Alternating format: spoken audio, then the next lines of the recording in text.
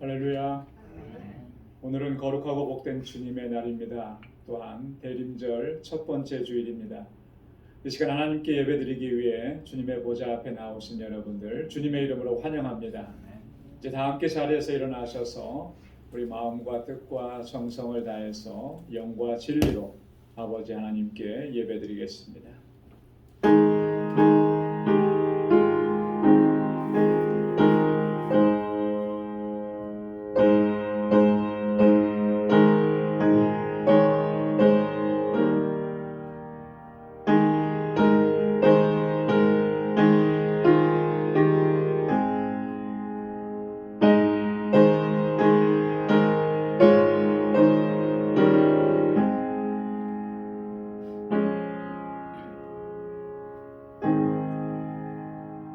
여호와께서 통치하시니 만민이 떨 것이요 여호와께서 그룹 사이에 자정하시니 땅이 요동할 것이로다. 여호와께서 시온에서 광대하시고 모든 민족 위에 높으시도다.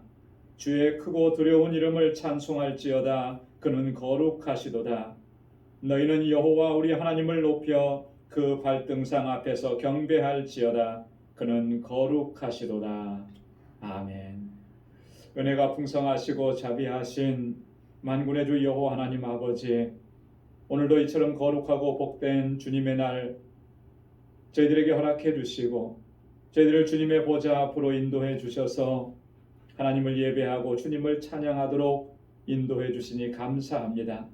지난 한 주간도 베풀어 주신 그 은혜와 그 사랑과 그 능력의 손길을 이 시간 기억하며 모든 영광 주님 앞에 올리오니 하나님 받아 주옵소서. 우리의 더럽고 추하고 악한 모습 주님 앞에 고백하오니 주님의 그 피 묻은 손으로 만져주시고 씻어주시고 다시 거룩하게 하여 주옵소서. 우리 가운데 임하시는 주님의 임재를 경험하게 하시고 우리 가운데 허락해 주시는 하나님의 놀라우신 은혜와 평강을 경험하는 복된 시간 되도록 도와 주옵소서. 우리의 모든 예배 받아주시기를 간절히 소원하며 예수님의 이름으로 기원하옵나이다. 아멘. 전능하사 천지를 만드신 하나님 아버지를 내가 믿사오며 그 외아들 우리 주 예수 그리스도를 믿사오니 이는 성령으로 잉태하사 동정녀 마리아에게 낳으시고 본디오 빌라도에게 고난을 받으사 십자가에 못 박혀 죽으시고 장사한 지 사흘 만에 죽은 자 가운데서 다시 살아나시며 하늘에 오르사 전능하신 하나님 우편에 앉아 계시다가 저리로서 산 자와 죽은 자를 심판하러 오시리라. 성령을 믿사오며 거룩한 공회와 성도가 서로 교통하는 것과 죄를 사하여 주시는 것과 몸이 다시 사는 것과 영원히 사는 것을 믿사옵나이다. 아멘. 자리에 앉으시기 바랍니다. 찬송 21장, 새 찬송가 21장 함께 부르시겠습니다.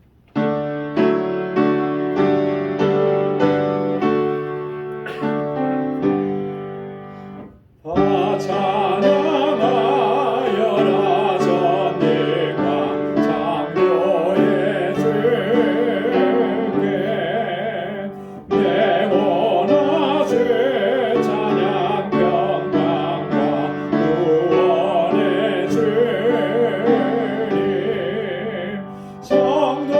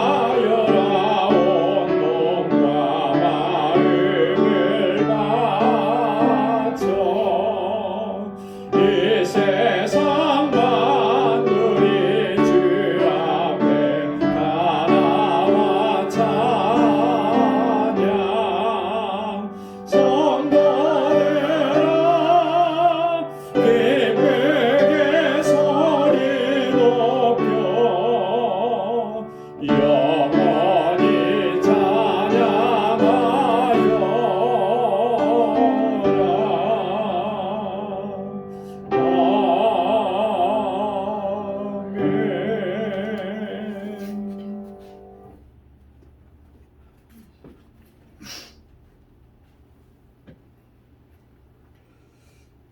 사랑과 은혜가 풍성하신 하나님 아버지, 주님께 영광과 찬송과 감사를 드립니다. 많은 사람들 중에 저희를 택하시고 부르시사 하나님의 자녀 백성으로 삼으시고 무한한 섭리와 은총 가운데서 지켜보아심을 감사를 드립니다. 거룩한 주일 아침에 부족한 저희들을 하나님의 거룩한 전으로 불러주시고 하나님의 영광을 드리며 예배케 하시니 감사합니다. 하나님, 허물 많은 저희들 주님의 은혜 안에 있으면서도 주님의 뜻대로 살지 못했습니다. 저희 죄가 주홍같이 붉을지라도 양털같이 휘어지는 회개의 복된 날이 되게 하여 주시고 사유하심이 주께 있사오니 용서하여 주시옵소서. 사랑의 하나님, 저의 모든 질고와 고난이 주님의 고난에 비교할 수 없사오니 주님, 저에게 믿음으로 날마다 승리하게 하여 주시고 또한 팬데믹으로 인해 우리의 삶이 비록 고단하고 힘들고 어려운 상황 속에 있지만 주님 말씀 의지하고 위로와 평강 얻으며 주의 은혜가 충만한 삶이 될 수 있도록 함께 하시고 동행하시고 선한 길로 인도하여 주시옵소서. 지금 이 세상에는 목자 없는 양같이 유리 방황하는 영혼들이 많이 있습니다. 구원과 심판이 무엇인지 모르고 예수 그리스도의 구원의 역사를 모른 채 눈앞에 보이는 것들로만 채우려고 애쓰는 영혼들이 많습니다. 하나님, 저들의 영혼들을 불쌍히 여기시고 주님을 알 수 있는 지혜를 허락하셔서 이제껏 추구하고 살았던 모든 것이 헛되고 헛된 것임을 깨달아 알게 하여 주시고 영원한 생명을 주시는 주님 앞으로 돌아올 수 있도록 권능의 역사하심 은혜를 베풀어 주시옵소서.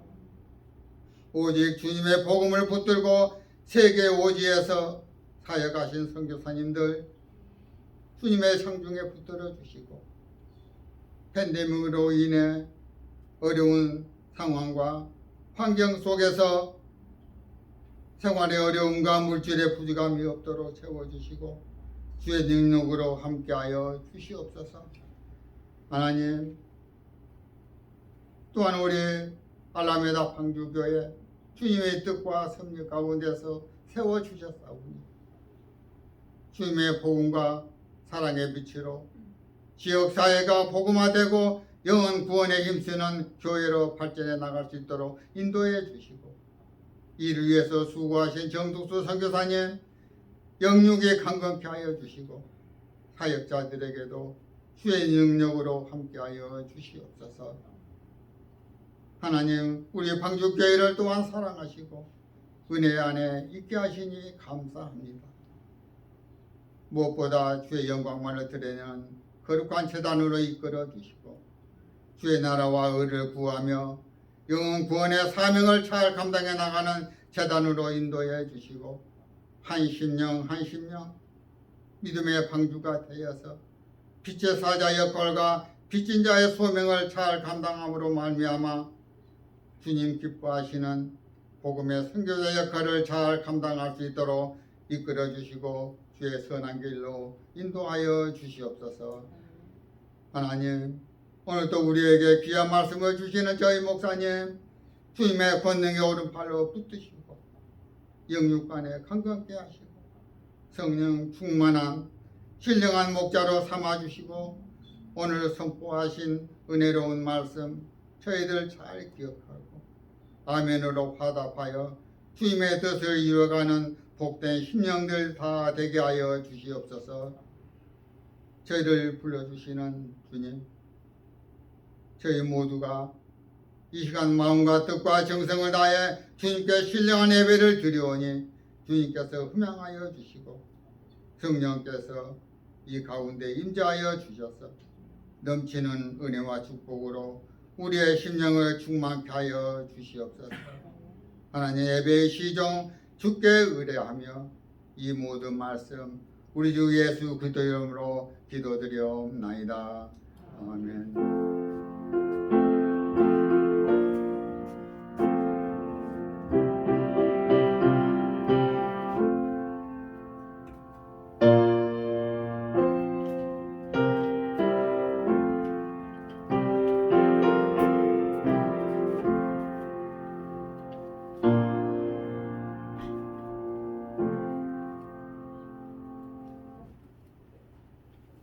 오늘 우리에게 주시는 하나님의 말씀 고린도전서 제6장 19절과 20절 말씀입니다. 고린도전서 제6장 19절로 20절 말씀, 신약성경 268페이지에 있습니다. 제가 받들어 봉독하겠습니다. 너희 몸은 너희가 하나님께로부터 받은 바 너희 가운데 계신 성령의 전인 줄을 알지 못하느냐? 너희는 너희 것이 아니라 값으로 산 것이 되었으니 그런즉 너희 몸으로 하나님께 영광을 돌리라. 아멘. 할렐루야. 오늘부터 시작해서 성탄절 바로 전주일까지 4주간을 가리켜서 대림절이라 이렇게 이름합니다. 이 대림절 절기는 이 사순절의 비유가 됩니다. 그래서 어떤 분들은 겨울철의 사순절이다 이렇게 이름을 붙이기도 했습니다. 우리 대림절 기간은 우리 죄인들을 이 죄와 사망 가운데서 구원하시기 위해서 하나님의 독생자 예수 그리스도께서 사람의 몸을 입고 이 땅에 오셨는데 그 오심을 기쁨으로 맞이할 준비를 하는 그런 절기가 바로 대림절입니다. 뿐만 아니라 다시 오실 주님을 맞이할 준비를 하는 그런 기간이기도 합니다. 주님께서는 사망 권세를 깨뜨리시고 다시 사시고 부활하셔서 또 승천하시면서 다시 오시겠다고 약속을 하셨습니다. 그래서 우리는 그 약속을 믿고 주님의 다시 오심을 우리가 기쁨으로 맞이할 수 있도록 그렇게 준비하는 것이라고 하는 거죠. 이 대림절 기간 동안에는 이렇게 4개의 초를 밝힙니다. 그리고 가운데는 성탄절 초가 이렇게 있죠.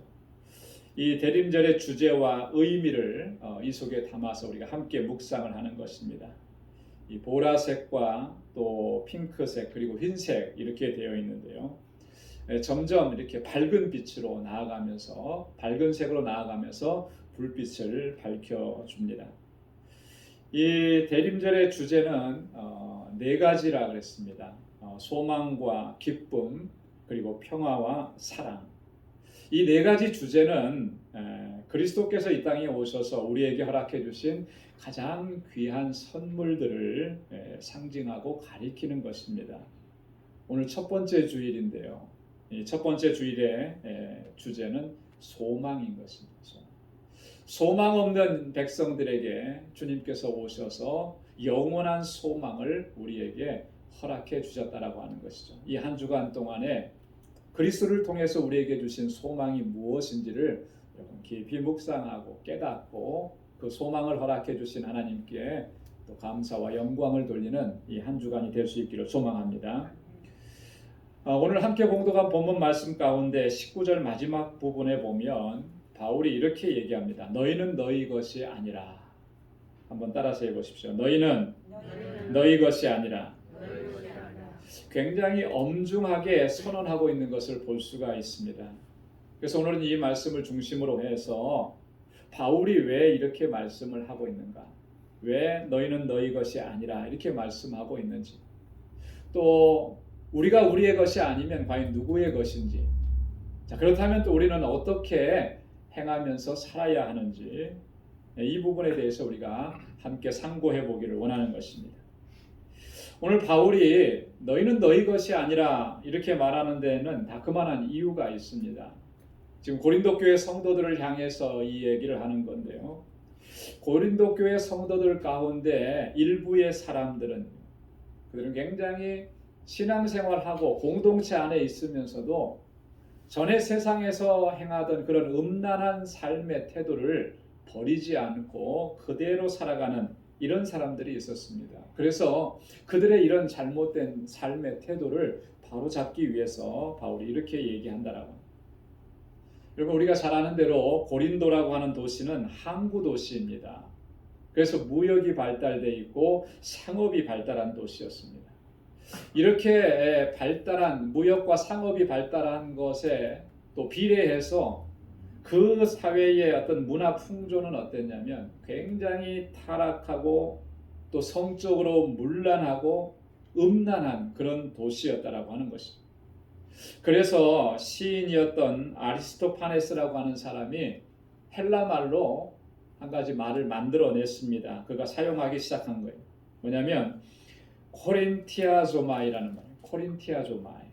이게 무슨 말이냐면 고린도처럼 되다, 고린도 사람처럼 된다, 이런 말입니다.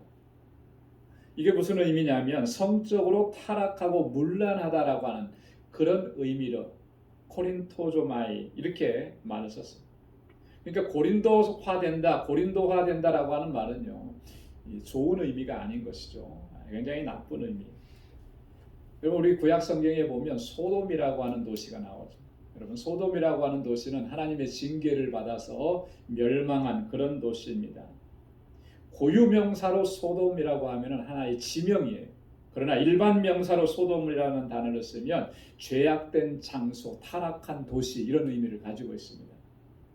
그래서 소돔이라고 하면은 이런 의미죠. 남색, 그리고 이 어떤 남창 이런 의미를 가지고 있는 단어예요. 그런 것과 똑같은 거예요. 코린티아조마이라고 한다. 고린도 사람들이 얼마나 문란하고 얼마나 타락했으면, 얼마나 그런 생활에 젖어 있었으면 시인이 그렇게 이런 단어까지 만들어서 표현을 했겠어요. 여러분, 이런 사회 풍조의 영향으로 인해서 고린도 교회 성도들 가운데서도 영향을 받은 사람들이 많이 있었다라고 하는 거죠.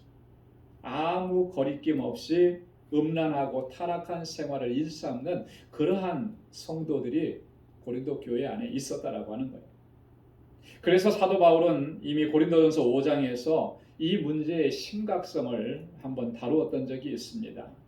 그때 바울은 매우 엄중하게 경고를 했어요.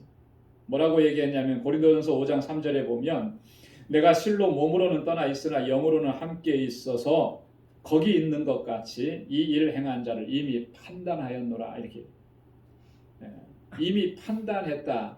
이 일을 행한 사람을. 이 일이라는 게 뭐냐? 이 일이라고 하는 것은요, 이방인 중에도 없는, 이방인 중에서도 찾아볼 수 없는 음행을 행하는 자들이라. 그게 뭐였냐면 바로 아비의 아내를 취한 자. 이런 일들이 성도라고 하는 이름을 가진 사람들에게서 버젓이 행해지고 그 공동체 안에 있었는데, 그 공동체 안에서도 어느 누구도 그 부분을 질타하거나 바로잡으려고 하지 않은 이런 모습이 있었다는 거죠. 그래서 바울이 이 일 행한 자를 나는 이미 판단했노라, 이렇게 엄중하게 경고를 하고 책망을 했습니다. 오늘 본문 함께 봉독한 본문 말씀 바로 앞부분에서도 보면 이 음행의 문제에 대해서 다시 한번 바울이 심각하게 다룹니다. 그래서 15절 말씀에 보면 너희 몸이 그리스도의 지체인 줄을 알지 못하느냐? 내가 그리스도의 지체를 가지고 창기의 지체를 만들겠느냐? 결코 그럴 수 없느니라. 너희 몸은 그리스도의 지체라고 하는 거예요. 그리스도의 지체인데 어떻게 창기의 지체를 만들 수가 있느냐? 결코 그런 일은 있어서는 안 되는 일이다. 그래서 또 18절 말씀에 보면 음행을 피하라, 이렇게. 음행을 피하라는 거예요. 음행하는 자는 자기 몸에 죄를 범하느니라. 자기 몸에 죄를 범하는 것이다. 아주 강력하게 경고하고 있는 것입니다. 이렇게 경고하면서 오늘 본문에서 너희는 너희 것이 아니라 이렇게 분명하게 말씀을 하고 있는 거죠. 이 바울의 말 속에는 이 고린도 교회 성도들이 이 음행의 문제를 얼마나 심각하게 다루지 않고 있느냐라고 하는 것을 잘 보여주는 것입니다. 그 원인이 무엇인지도 또한 이 속에 담고 있다라고 하는 것이죠. 그러면 바울이 어떤 이유에서 너희는 너희 것이 아니라 이렇게 말씀하고 있는 것이겠습니까? 오늘 본문 말씀에 보면 바울은 세 가지 근거를 우리에게 제시하면서 이렇게 말씀합니다. 여러분, 여기서 말하는 이 세 가지 근거는 정말 중요한 거예요. 우리가 반드시 기억해야만 하는 그런 중요한 내용이라고 하는 것이죠. 첫째는 우리 몸은 하나님께로부터 받은 것이기 때문이라는 거예요. 그래서 19절 상반절에 보면 너희 몸은 너희가 하나님께로부터 받은 바. 우리 몸은 하나님께로부터 받은 것이기 때문에 우리 것이 아니라는 거예요. 내 것인 것 같지만, 그래서 내 마음대로 했지만 결코 그렇게 할 수가 없다라고 하는 거죠. 하나님께로부터 받아. 한번 따라서 해보시기 바랍니다. 우리 몸은 하나님께로부터 받은 것이다. 하나님께로부터 받은 거예요. 하나님께서 주신 거예요. 여러분, 중국에 공자라고 하는 사람이 있습니다. 이 공자의 제자 중에는 증자라고 하는 사람이 또 있는데요. 이 사람이 쓴 것으로 알려진 효경이라고 하는 책이 있습니다. 근데 이 효경이라고 하는 책 안에는 우리가 잘 알고 있는 고사성어가 하나 있어요. 그게 뭐냐면 신체발부 수지부모라고 하는 거예요. 신체발부 수지부모. 우리의 몸, 우리의 머리털 하나, 우리의 피부, 이 모든 것들이 다 부모에게서 왔다라고 하는 그런 의미. 효경이라고 하는 책에 이 이야기를 했어요. 왜 이야기를 했냐면 바로 이 사실을 우리가 분명하게 이해하고 인식하는 것이 부모님께 대한 효의 첫 출발점이라고 하는 것을 이야기하는 거예요. 내 몸이, 내가 가진 이 모든 것들이, 신체적인 모든 것들이, 특징과 기질들이 다 부모님께로부터 받은 것이다. 여러분, 이것을 이해하고 인정하는 것으로부터 시작되어야 참으로 부모님께 효도를 다할 수 있다고 하는 거죠. 이 효경에서 이야기하는 것이. 그런데 오늘 사도 바울은요, 그보다 더 근원적이고 본질적인 것을 말씀을 하는 것입니다. 신체 발부 수지 부모, 이거 맞는 말입니다. 하지만 그것은 생물학적인 의미에서 그런 것이고 근원적으로는 하나님께로부터 받은 거죠. 하나님께서 주신 것이라고 하는 사실. 사람들은 유전적인 형질을 논하면서 외모나 성격이나 기질 그리고 재능을 부모님께로부터 받았다고 그렇게 이야기합니다. 맞는 말이죠. 그러나 부모님이 그거 주신 거 아니에요. 하나님께서 우리에게 그렇게 주셨고 하나님께서 우리를 그렇게 만드신 것입니다. 우리가 그것을 인정하지 않을 수 없어요. 우리가 아무리 우리 자녀를 낳았지만 여러분, 우리 자녀를 내가 원한다고, 내가 계획하고, 내가 의도적으로 그런 형질을 우리 자녀에게 줄 수 있습니까? 아니요, 줄 수가 없어요. 전에도 언젠가 한번 말씀을 드린 것이 같은데 우리 막내가 태어나면서 집사람이 기도 많이 했어요. 뭐라고 기도했냐면 185, 185 키가 185 되게 해달라고. 근데 지금 보니까 185 근처도 못 가는 거예요. 여러분, 아무리 우리가 185 만들어 주려고 해도 됩니까? 그게 안 되는 거예요. 하나님께서 그만큼 잘하도록 하신 거죠. 우리의 성격이나 우리의 기질 모든 것들이 다 하나님께로부터 받은 거예요. 하나님께서 주신 거예요. 창세기에 보면 하나님께서는 우리를 하나님의 형상을 따라 지으셨다고 말씀을 하셨습니다. 그 코에 생기를 불어넣으셨다고 했습니다. 그래서 생명이 되게 하셨다. 그렇기 때문에 우리 모든 인간은 하나님의 소유인 것이, 또 하나님의 생명을 불어넣어 주셨기 때문에, 생기를 불어넣으셔서 생명이 되게 하셨기 때문에 모든 인간은 신적 가치와 의미가 있는 거예요. 하나님께서 허락하셨기 때문에.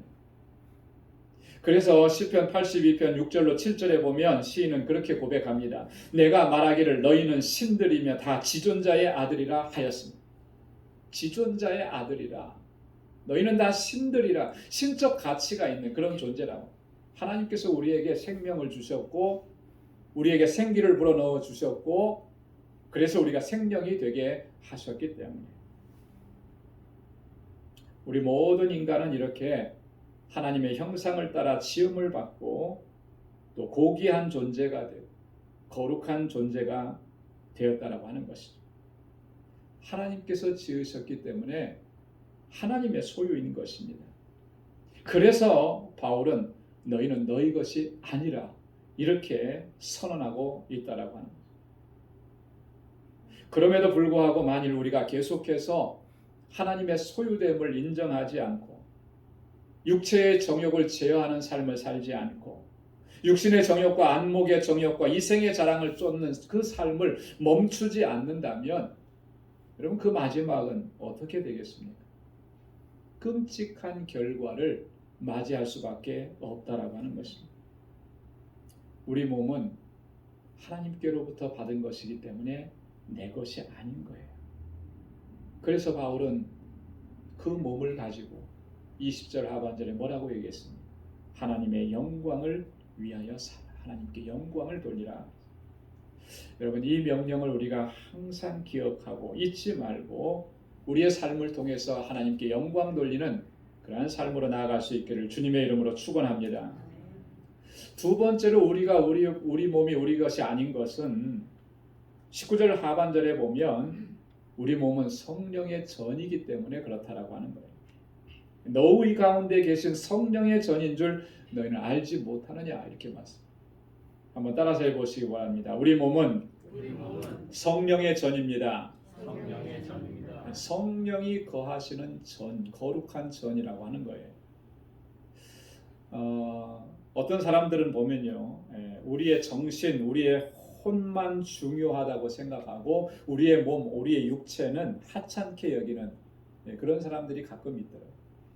그래서 정신적으로 하는 일은 참 고귀한 일인데 육체로 하는 일은 하찮은 일이라 이렇게 여기기도 해요. 근데 이러한 생각은요, 너무나 위험한 생각 그리고 비성경적이라고 합니다. 과거에도 이렇게 생각하는 사람들이 있었습니다. 대표적으로 영지주의 이단들이 이렇게 생각을 했어요. 이들은 오직 영만 중요한 거예요. 육은 중요하다고 생각하지 않은 거예요. 중요하지 않은 정도가 아니라 육은 악한 것이라고 그렇게 여겼습니다. 그래서 영과 육을 대립적인 관계로 그렇게 보았다라고. 우리가 몸을 입고 이렇게 살아가는데 이 몸이라고 하는 것은 악한 것이라고 생각합니다. 영지주의자들의 모습이 두 가지 형태로 나타납니다. 두 가지 형태는 뭐냐면 첫째는 철저한 금욕주의예요. 육체는 악한 것이기 때문에 육체로 행하는 모든 것들은 철저하게 제어해야 된다라고 하네요. 가능한 대로 제어해야 됩니다. 그래서 이 성적인 생활도 하지 않고 먹는 것도 줄여가면서 금식하고 단식하고 그렇게 육체를 학대하다시피 해야 영적으로 더 온전해진다고 그렇게 생각을 했다라고 하는 거예요. 영지주의들. 또 한편으로는요, 이렇게 생각을 했습니다. 육체라고 하는 것은 쓸모없는 것이기 때문에 어떤 짓을 해도 상관없다. 이 육체는 결국엔 파멸하고 멸망한 것이기 때문에 영만 살아남는 것이기 때문에 이 육체로 행하는 것은 마음대로 해도 괜찮다. 아무런 죄가 안 된다.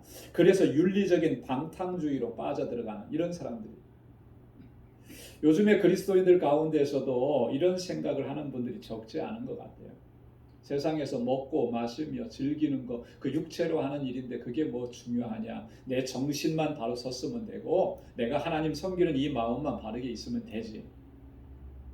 과거에 있었던 영지주의자들이 생각했던 것과 다르지 않는 그런 생각. 이런 사상들은요, 기독교 역사 초기부터 있어서 초대교회를 굉장히 심각하게 위협했었습니다. 어느 정도로까지 위협을 했느냐면요, 예수 그리스도께서 육체로 오심을 부인하면서 성도들을 위협했다라고 합니다. 육체는 악한 것인데 그리스도께서 육체를 입고 하나님의 아들이 육체를 입고 이 땅에 오셨을 수가 없다라고 이렇게 생각하는 거예요. 그리스도의 성육신을 부인하는 것이죠. 그래서 사도 요한은 요한의 편지들을 보면요, 이 당시에 있었던 초기 기독교 영지주의자들을 얼마나 경계하고 또 경고하는지 모릅니다. 요한 2서 1장 7절로 8절에 보면 미혹하는 자가 많이 세상에 나왔나니 이는 예수 그리스도께서 육체로 임하심을 부인하는 자라. 이것이 미혹하는 자여 적그리스도니 너희는 너희를 삼가 우리의 일하는 것을 잃지 않고 오직 온전한 상을 얻으라. 미혹하는 자가 세상에 많이 왔는데 어떻게 미혹하느냐? 그리스도께서 육체로 임하심을 부인한다라고 하는 거예요. 성육신을 부인한. 육체는 악한 것이라고 그렇게 생각을 했다. 요한일서 4장 2절에서는 요한은 또 이렇게 경고하죠. 하나님의 영은 이것으로 알지니 곧 예수 그리스도께서 육체로 오신 것을 시인하는 영마다 하나님께 속한 것이요. 그리스도의 성육신을 시인하는 사람, 그 사람 속에 하나님의 영이 함께 하신다라고 하는 것을 분명하게 선언을 하고 있는 것입니다. 여러분, 우리 몸이 그렇게 하찮은 것이고 우리의 몸이 그렇게 악한 것입니까? 결코 그렇지 않더라고요. 오늘 본문에서 사도 바울은 분명하게 얘기합니다. 우리 몸은 무엇이라고 얘기하냐면 성령의 전이라고 얘기합니다. 성령이 거하시는 전. 지난 한 3주 전인가 말씀을 함께 나눴던 부분이 있습니다. 고린도전서 3장 16절로 17절 말씀을 우리가 나누면서 제가 자세하게 말씀을 나누었어요. 우리는 하나님의 성전이라고 하는 성전. 하나님의 성령이 우리 안에 거하신다라고 하는 것입니다. 그렇기 때문에 이 성전을 더럽히면 하나님께서 그 사람을 멸하실 것이다. 하나님의 성전이 거룩하니 너희도 거룩하다. 영적으로만 거룩한 것이 아니고요. 우리의 전 존재가 전인격이 거룩하다라고 말씀을 하는 것입니다. 왜요? 성령의 전이기 때문에, 하나님의 전이기 때문에. 그렇기 때문에 우리는 우리의 몸을 함부로 해서는 안 되는 것입니다. 성령의 전이고 하나님의 전인데 어떻게 우리가 함부로 할 수 있겠느냐? 여러분, 우리의 몸이, 우리의 삶이요, 성령이 거하시지 않는다면 어떻게 되겠습니까? 우리의 육체라고 하는 이 존재는 어떻게 되겠어요? 성령이 거하시지 않으면.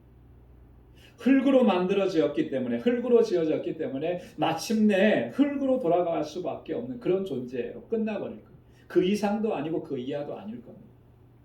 그런데 성령께서 우리 안에 거하시는 거예요. 그래서 우리 몸이 성령의 전이 되게 거룩하게 하신 것입니다. 우리 몸은 거룩한 성령이 거하시는 전이기 때문에 오늘 우리의 삶은, 우리 몸으로 행하는 이 모든 일들은 거룩한 행실과 경건함으로 살면서 하나님께 영광 돌려야 마땅한 줄로 믿습니다. 우리의 몸을 더럽혀서는 결코 안 된다라고 하는 것이죠. 몸을 더럽히는 자는 하나님께서 멸하시리라 분명하게 우리에게 경고하셨습니다. 자, 세 번째로 바울이 강조하고 있는 것은요, 값으로 산 것이기 때문에 우리의 몸은 우리 것이 아니라 이렇게 말씀을 합니다. 20절 말씀을 보시기 바랍니다. 우리 함께 한 목소리로 읽어보겠습니다. 다 같이요. 시작. 값으로 산 것이 되었으니 그런즉 너희 몸으로 하나님께 영광을 돌리라. 아멘. 한번 따라서 해보십시오. 우리 몸은 값으로 산 것입니다. 내 것이라고 주장할 수 없는 것, 우리가 우리의 것이 아닌 결정적인 이유가 바로 이것이라고 오늘 바울은 우리에게 증거합니다. 우리는 하나님께서 값주고 사신 존재이기 때문에 우리의 소유권은 우리에게 있지 않다라고 하는, 하나님께 있다라고 하는. 바울이 지금 이 얘기를 하면서 한 가지 그림을 보여줍니다. 그 그림은 뭐냐면 당시에 만연되어 있었던 일반적이었던 노예 시장에 대한 그림입니다. 노예 시장 안에서 노예를 사고 파는 그 모습을 그림으로 우리에게 보여줍니다.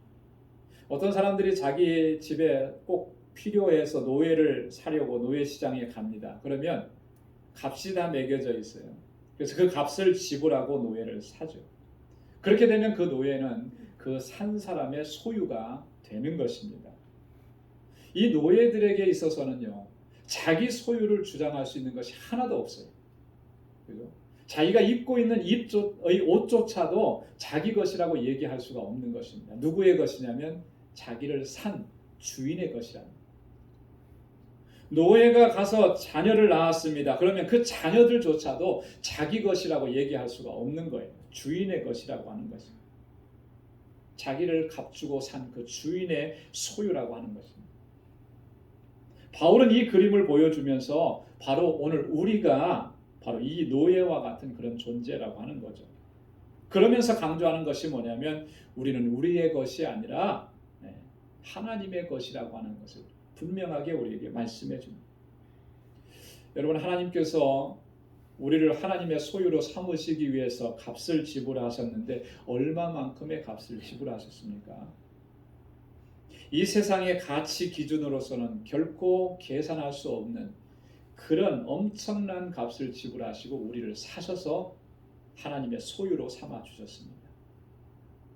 하나님의 독생자 예수 그리스도의 핏값을 지불하시고 우리를 하나님의 소유된 백성으로 삼으시고 하나님의 자녀로 삼아 주셨기 때문에, 그렇기 때문에 우리가 우리 자신을 함부로 다룰 수가 없는 것이고요. 나에 대한 소유권을 우리가 주장하고 인정할 수가 없는, 하나님의 소유가 되었기 때문에 우리는 육신의 정욕과 안목의 정욕을 따라 살아가도록 그렇게 방치해서도 안 된다라고.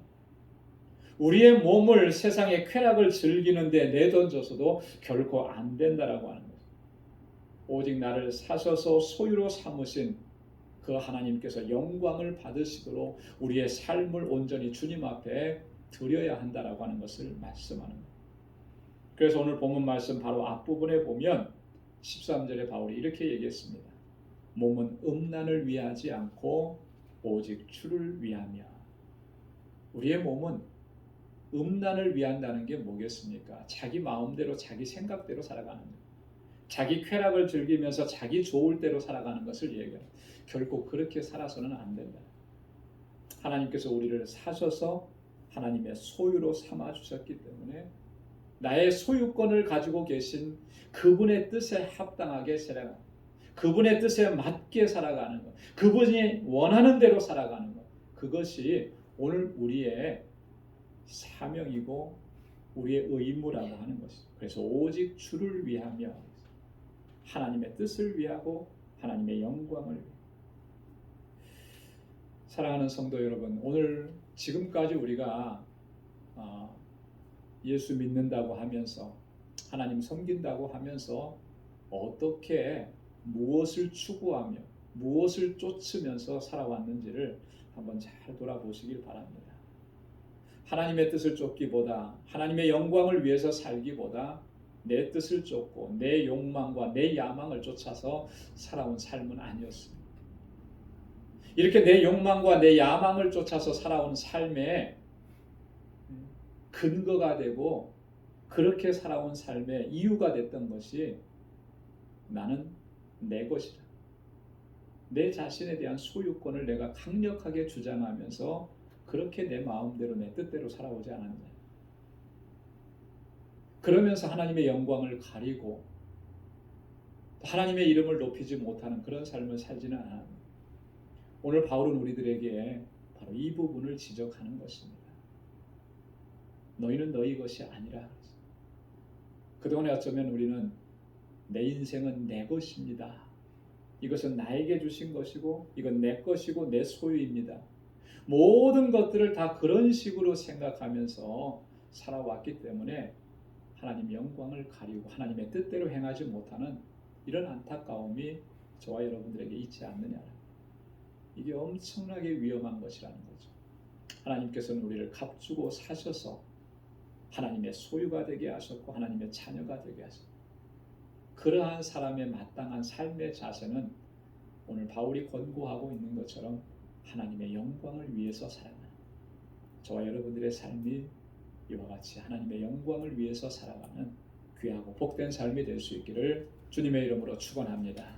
기도하겠습니다.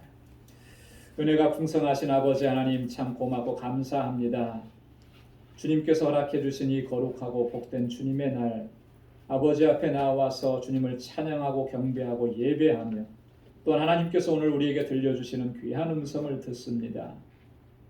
우리는 아버지 하나님께서 값주고 사신 하나님의 소유, 하나님의 자녀, 하나님의 백성들인 것 저희가 다시 기억할 수 있도록 도와주옵소서. 이것을 잊어버리고 내 뜻대로, 내 마음대로, 내 욕심대로, 내 욕망대로 살아왔던 과거의 삶을 오늘 이 순간부터 다 끊어내게 하시고 버리게 하시고 이제 이후에 우리의 모든 삶은 하나님의 영광을 위한 삶이 되도록 하나님의 거룩한 백성다운 삶으로 나아갈 수 있도록 인도하여 주옵소서. 성령께서 우리 안에 거하셔서 거룩한 존재가 되게 하신 것 우리가 기억할 수 있게 도와주시고 거룩한 하나님의 백성답게 살아갈 수 있도록 인도해 주옵소서. 감사하며 예수님의 이름으로 기도드리옵나이다. 아멘. 찬송 185장 새 찬송가 311장 부르시면서 준비하신 예물을 하나님께 드리겠습니다.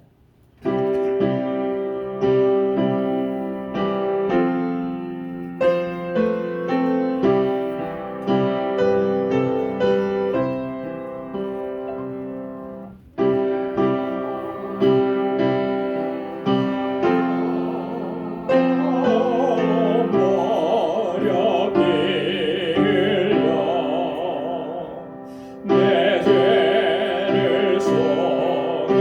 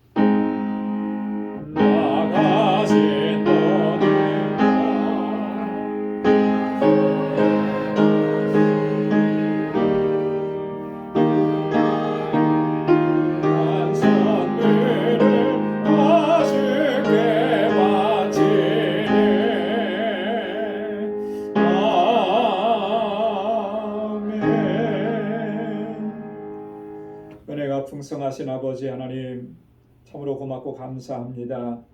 지난 한 주간 감사 주간을 보내며 하나님께서 우리에게 베풀어 주신 은혜가 얼마나 크고 놀라웠는지를 다시 한번 되새겨 볼 수 있도록 은총을 허락해 주심을 감사합니다. 비록 예전과 같지 않고 광야와 같은 삶이었지만 그럼에도 불구하고 하나님께서는 우리에게 만나와 메추라기로 먹여주셨고 불기둥과 구름기둥으로 덮으시고 인도해 주셨고 가장 선한 것으로 우리에게 허락해 주셨음을 이 시간 고백하며 주님께 모든 영광 올려드립니다. 우리 방주의 모든 믿음의 권속들 삶 속에 늘 동행하시고 저들을 눈동자와 같이 지켜주시고 늘 함께해 주심을 감사합니다. 오늘 이렇게 우리 성도들이 함께 모여서 예배를 드릴 수 있고 같은 마음으로 주님을 찬양할 수 있음이 얼마나 귀하고 감사하고 복된 것인지 우리가 항상 기억할 수 있도록 도와주시고 오늘 주님 앞에 예배하며 저들이 감사의 마음으로 주님 앞에 예물을 구별하여서 올려드립니다. 주님을 향한 저희의 삶의 전부이고 주님을 향한 저들의 마음입니다. 주님께서 받아주시고 은혜 더하여 주옵소서. 아버지 하나님 늘 감사하며 살게 하시고 기뻐하며 살게 하시고 주님을 찬양하고 주님께 영광 돌리는 삶을 살아갈 수 있도록 주 성령께서 항상 붙들어 주옵소서. 11조의 예물을 구별하여 주님께 드리며 하나님의 나의 주권을 인정하고 주님의 주인 되심을 인정하며 주님의 뜻에 온전히 순종하기로 결단합니다. 우리의 모든 것 다 주님께 의탁하고 주님의 인도하심을 따라가는 믿음의 사람들이 되게 하여 주옵소서. 선교의 예물을 구별하여 드립니다. 참 이 힘들고 어려운 시기에 세계 곳곳에서 주의 복음을 증거하는 우리 선교사님들과 또 그 가족들을 우리가 기억하며 기도하며 작은 물질이지만 하나님 영광을 위해서 쓰여지도록 주님 앞에 올려드립니다. 이 예물이 쓰여지는 곳에서 하나님께서 행하시는 놀라운 역사들이 나타나는 것을 우리로 하여금 경험하고 목도할 수 있는 은혜 허락하여 주옵소서. 이웃을 생각하며 구제의 예물을 구별하여 드립니다. 주님의 몸된 교회를 생각하며 이 공동체를 생각하며 건축 예물을 주 앞에 구별하여 드립니다. 하나님 드려진 모든 손길들 주님께서 기억하시고 은혜 더하여 주시며 이 땅에서 살아가는 동안에 물질 때문에 어려움을 겪는 일 없도록 하나님 채워주시고 건강 때문에 어려운 일 없도록 주님 건강 지켜주시고 세상에 어떠한 환난과 고난을 겪더라도 이겨낼 수 있는 담대한 믿음을 저에게 허락하여 주옵소서. 우리 사랑하는 성도들 또 한 주간 세상을 향하여 나아갑니다. 그 발걸음을 지켜주시고 세상 바라보지 않게 하시고 오직 주님만 바라보고 주님께 소망을 두고 믿음으로 나아가 승리케 하여 주옵소서. 모든 것 감사하옵고 예수님의 이름으로 봉헌 기도드리옵나이다. 아멘. 우리 전후좌우에 계신 분들과 함께 인사 나누시기 바랍니다. 샬롬, 주님의 평강이 함께하길 바랍니다. 우리 대림절 첫 번째 주일 주님의 주시는 소망이 여러분들의 삶 속에 가정에 또 행하시는 모든 일 가운데 충만하게 넘쳐나기를 바랍니다. 네, 목사님요. 감사합니다. 다음 주일부터는 인사를 좀 더 오래 했으면 좋겠어요. 그죠? 네, 고맙습니다. 오늘 그 설교 시간에도 말씀을 드린 것처럼 대림절 첫 번째 주일입니다.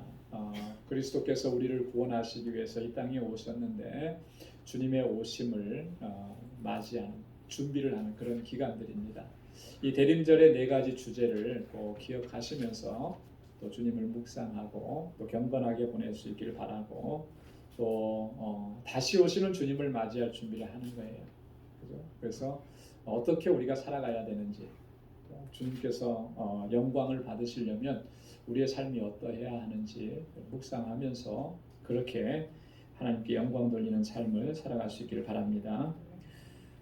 예배 그 수칙, 그 예방 수칙 이런 거 여러분 꼭 기억해 주시고 잘 지켜 주시길 바랍니다.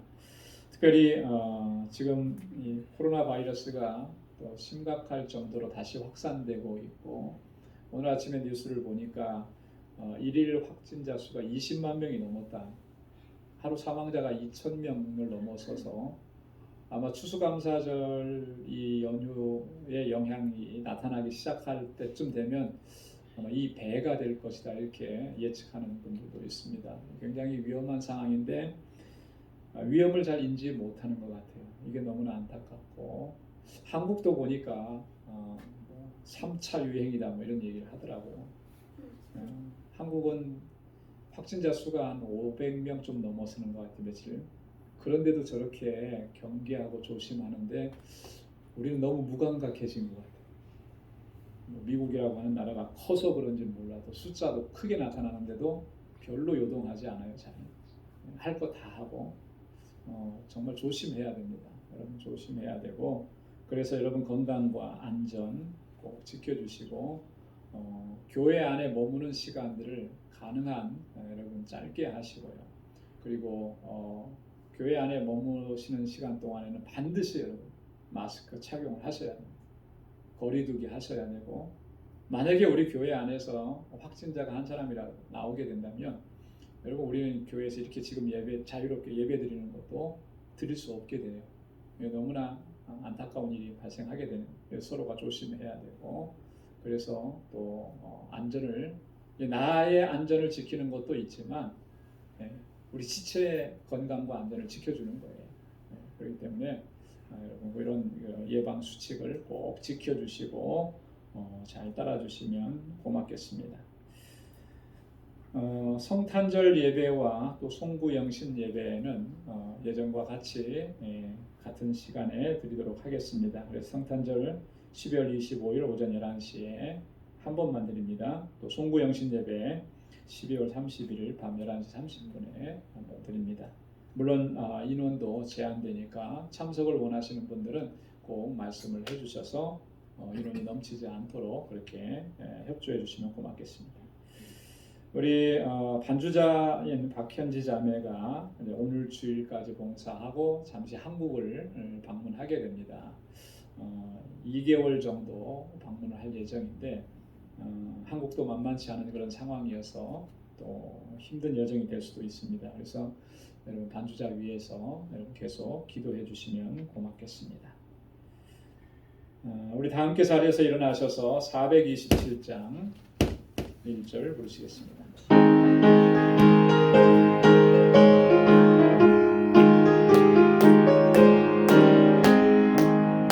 내가 매일 기쁘게 술래 얘기를 행하면 주의 팔이 나를 안보하며 내가 주의 큰 복을 받는 참된 비결은 주의 영이 함께함이라. 성령이 계시네 할렐루야 함께하시네. 좁은 길을 걸으며 밤낮 기뻐하는 것 주의 영이 함께함이라.